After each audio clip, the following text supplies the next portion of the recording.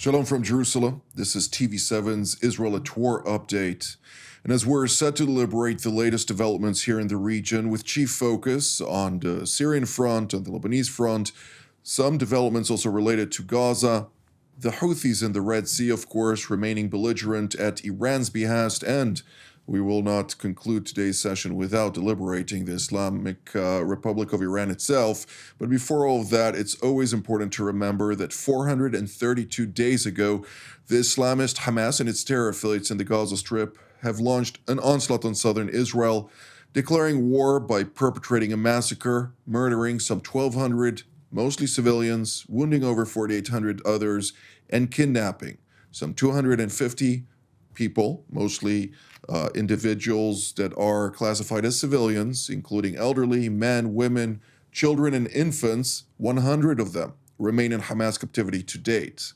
And on that specifically, I'd like to turn to TV7's editor-at-large, Mr. Amir Oren. Amir, Qatari Foreign Ministry spokesman, comes out and says there are some developments in the pipeline. He did not go into the specifics, but what can you tell us about that?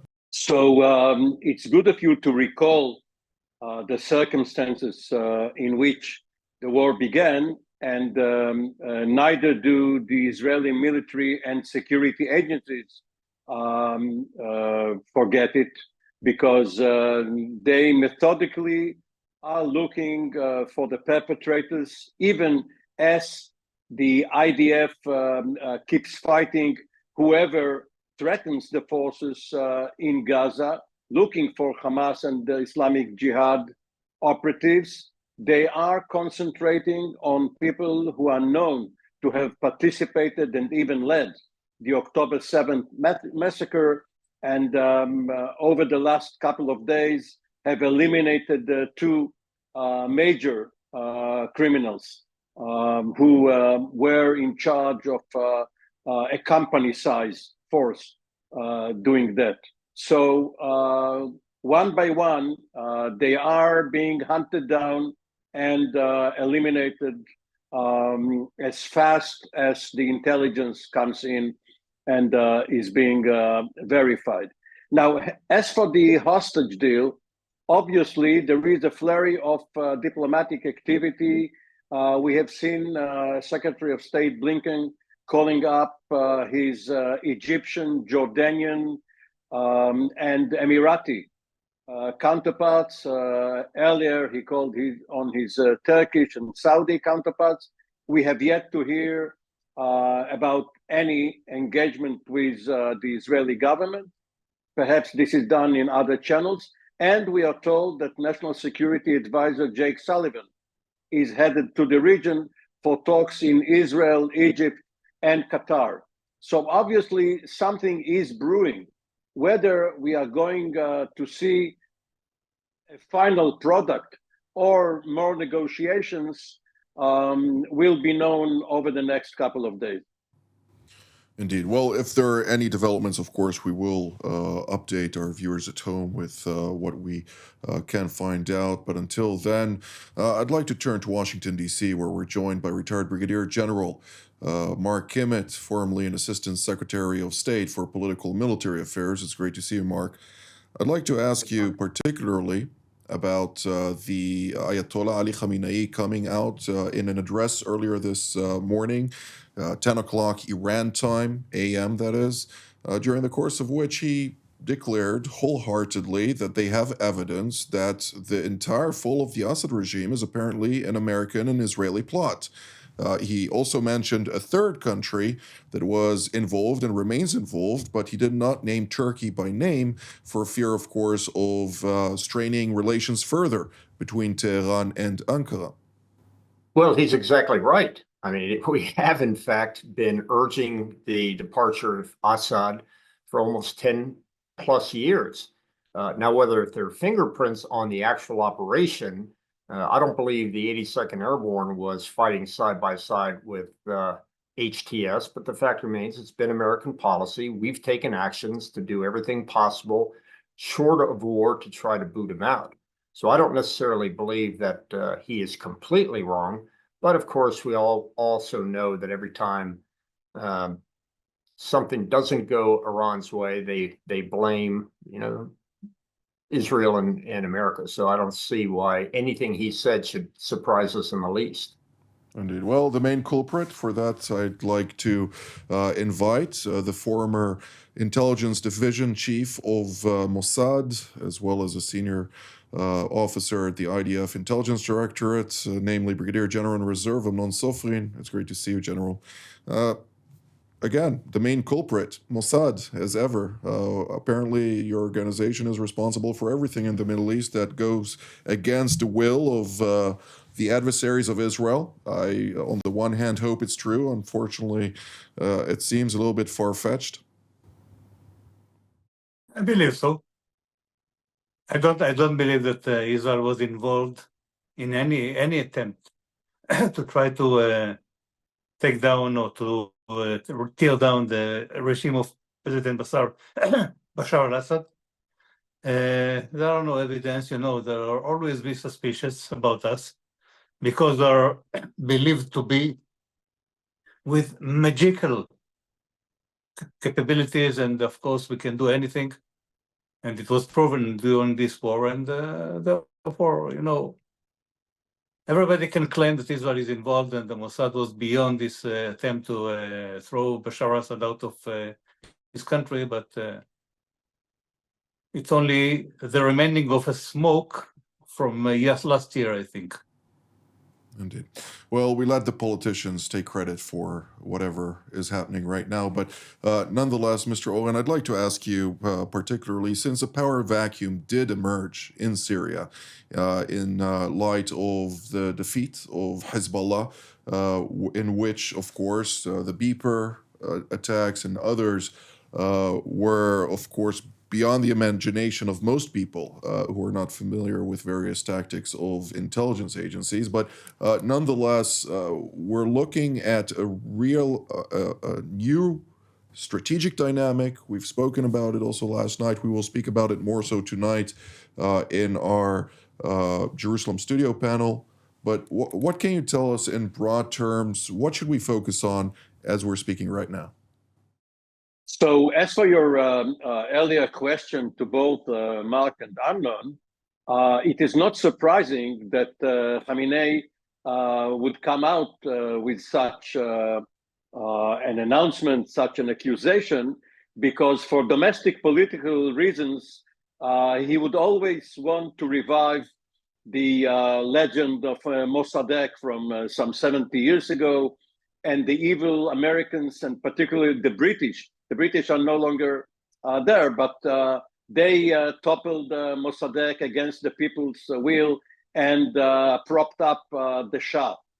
So therefore, this could help the regime take harsher measures domestically because they will say that Iran is next in line, that having ousted Assad, now Israel and the United States would turn their efforts to regime change in Tehran. This would be their pretext, which is a good thing, by the way, because if they are now turning inward, if they are fearful, whether for any reason or not, if they are not on the offensive right now, and if the other forces operating in the Syrian arena are free to try and shape the events there without major Iranian intervention, so much the better.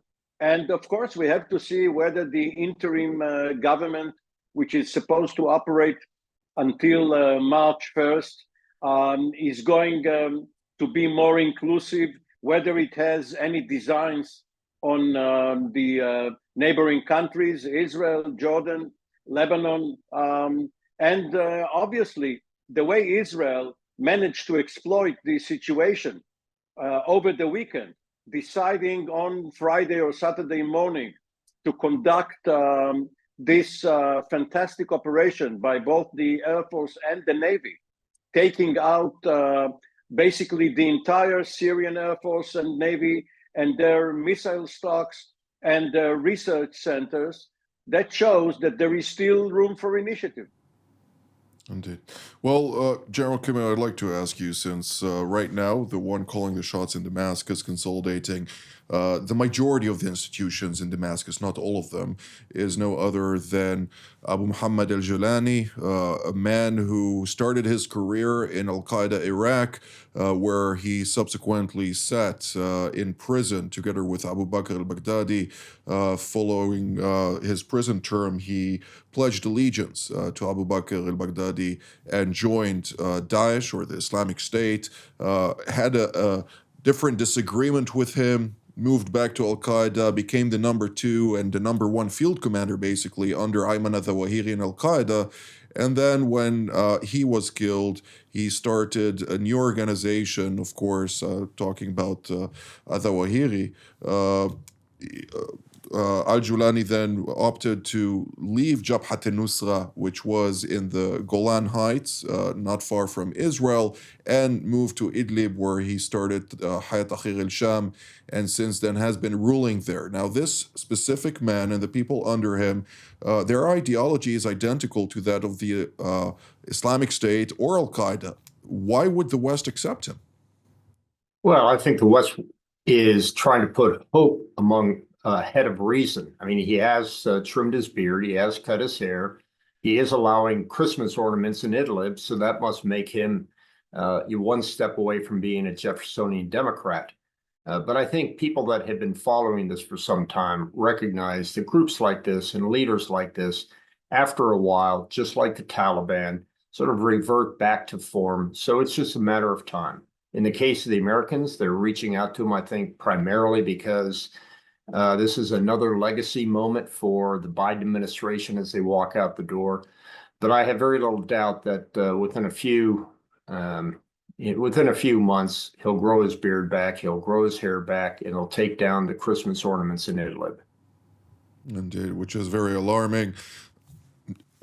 General Sofrin, how does Israel look at this, since it may do with the fact that Assad was in power in Damascus for many years? There was no love lost between Damascus and Jerusalem at any point in time, for that matter. Nevertheless, it understood that it had to operate in the surrounding in order to ensure that the red lines of Israel are not breached. Nonetheless, now we have Al-Julani, a man who pledged that at some point in the future he will conquer Jerusalem. Now he altered his tune, but nonetheless his followers are still uploading videos into the internet and declaring their intention to conquer Israel, Jordan, and other countries across the entire Levant and even beyond. When Bashar Assad was in power, and he was for many years in power, since his father passed away, we knew Bashar Assad very well. We knew what he thinks, we knew his behavior, we knew the way he receives or makes decisions, we knew his ideology, we knew everything that is related to conducting some policy vis-a-vis his policy. He was what we call a known enemy. Now we have a new situation in Syria. It's not only Julani. First of all, instability in Syria, which is a huge mess right now. Everybody's fighting everybody. Look what happens on the northern part of Syria. The people of Julani, encouraged by Turkey, are attacking the Kurds in order to push them away and not to allow them to have some territory of their own, because the Turks are afraid that they are going to be able to establish some kind of an independent area of control, kind of a country of their own.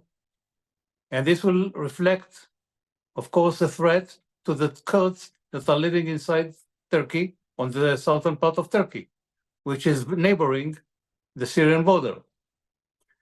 So this instability, and right now we have evidence that the people of Al-Julani begin butchering all the people of Bashar Assad, people that served with him, and they're going into Alawite places and begin butchering there as well.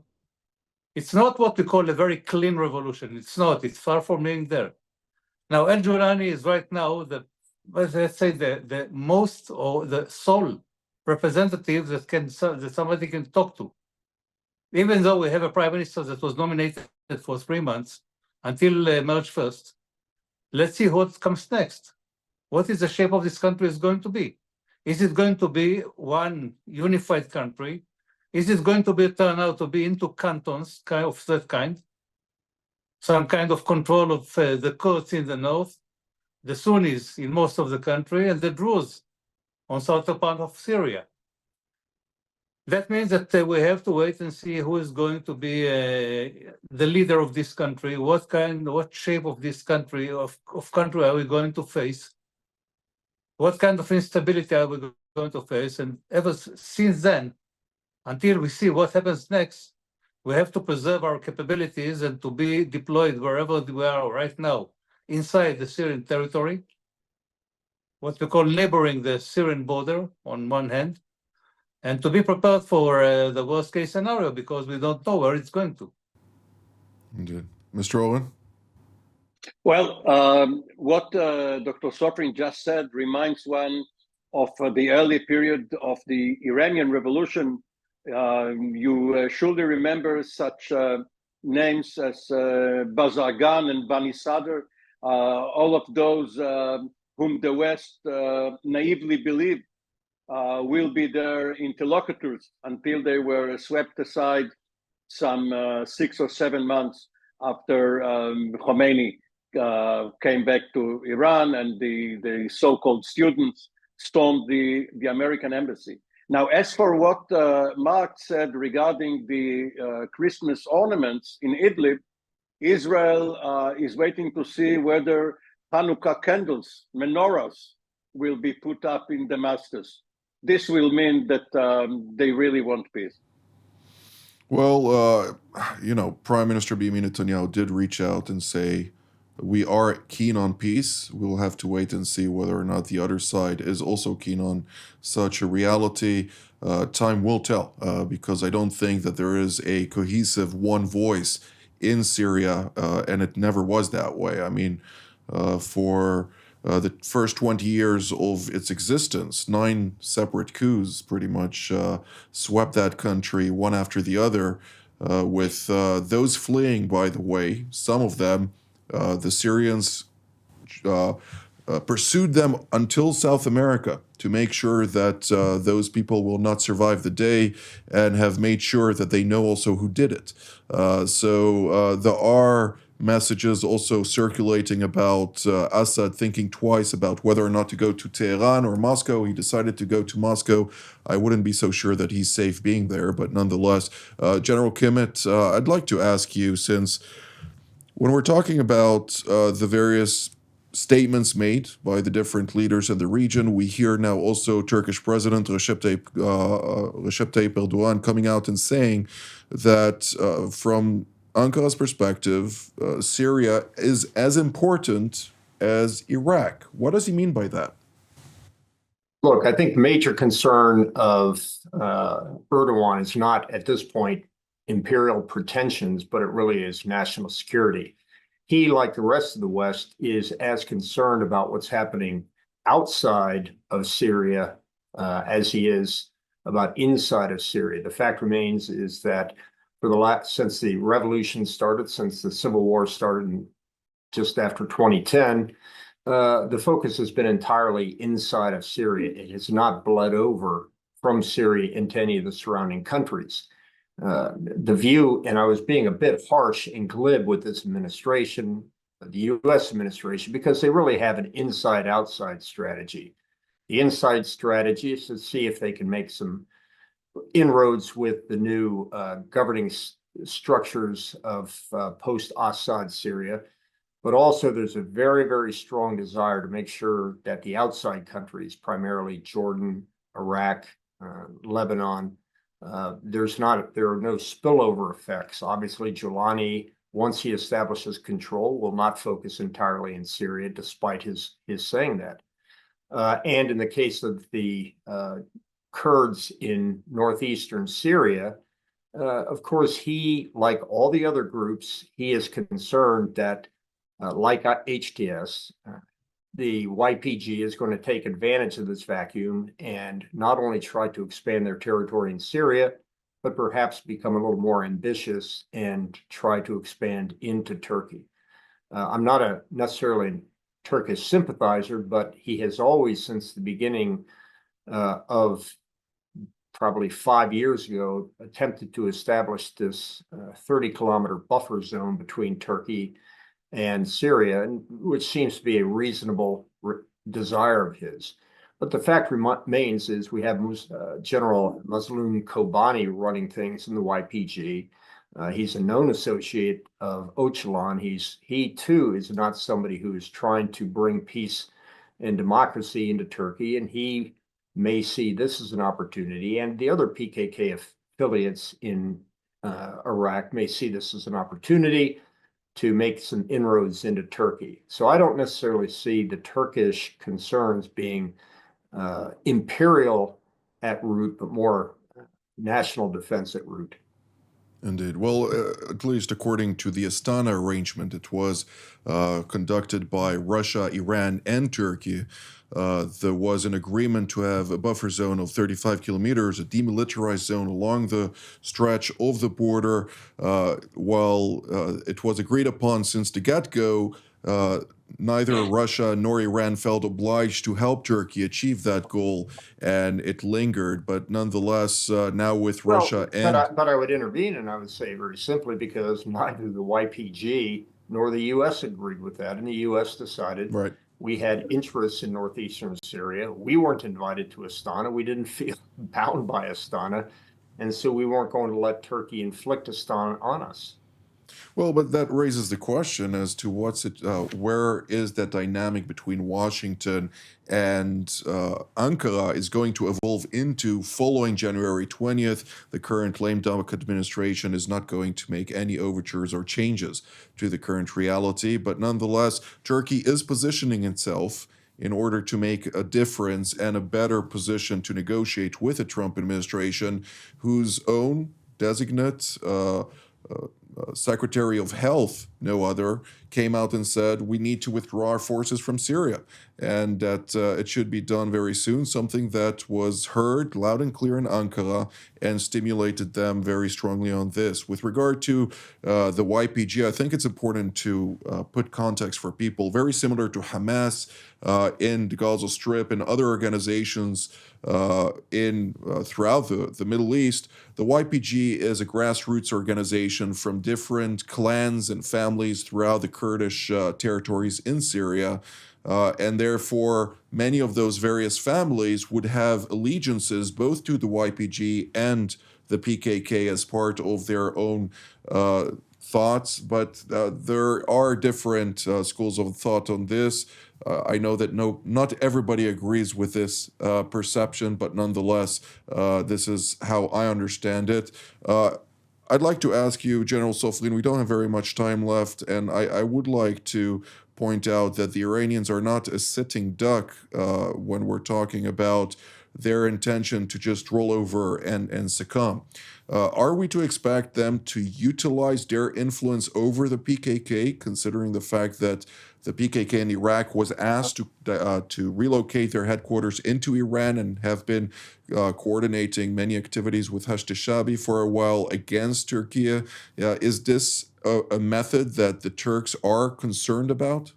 I'm not sure that they are going to be engaged and hug very well the PKK from Iraq. Just bear in mind that only a few years ago, they attacked these Kurds on the northern part of Iraq because they claim that they are cooperating with Israel, and there are Israel positions there, and Israel has installation within the Kurdish area or northern part of Iraq.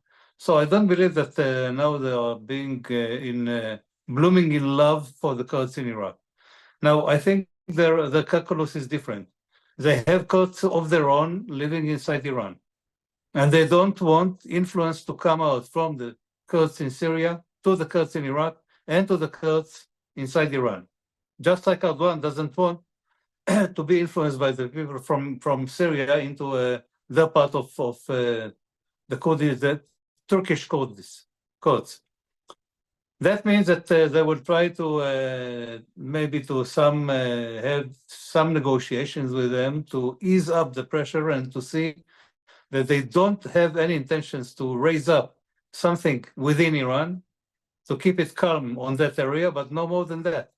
It's not going to be the new friendship and the new love between those two parties of the world. All right. Well, we're drawing near to the end of the program, and I'd like half a sentence from each of you. What are we to focus for the days ahead? General Kimmett, we'll start with you. Oh, I think it's obvious. I think we watch Julani and his administrations as it forms, and let's see if this tiger actually can change its stripes. General Soflin?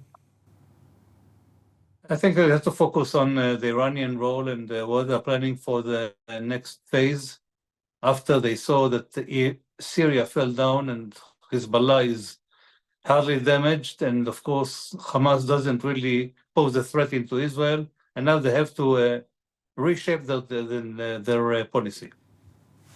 Mr. Oren? We are 2 weeks away from Christmas. There will be an added push by the White House to get Austin Tice out of Syria if he is found, and the hostages released, both the Americans and the others.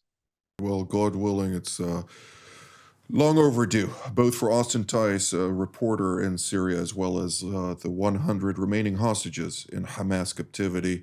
General Kimmett, very briefly. I was talking to Austin Tice's family yesterday. They're very encouraged with what they're hearing. They do know he is alive, more than just proof of life, but some very good movement being made in that direction. That is very encouraging to hear indeed. With that, I'd like to thank General Kimmett, General Sofrin, and Mr. Oren for all of your insights. I'd like to thank all of you at home as well. Until our next edition from here in Jerusalem. Shalom.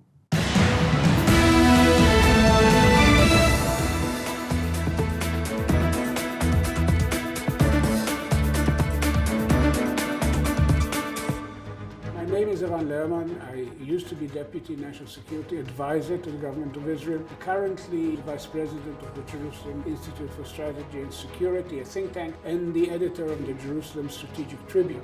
For the last few years, I've been a regular panelist for TV7, a fantastic opportunity to bring deep and analytical perspectives to the debate over regional affairs, Israeli affairs, international affairs, in the company of some of the best minds in Israel.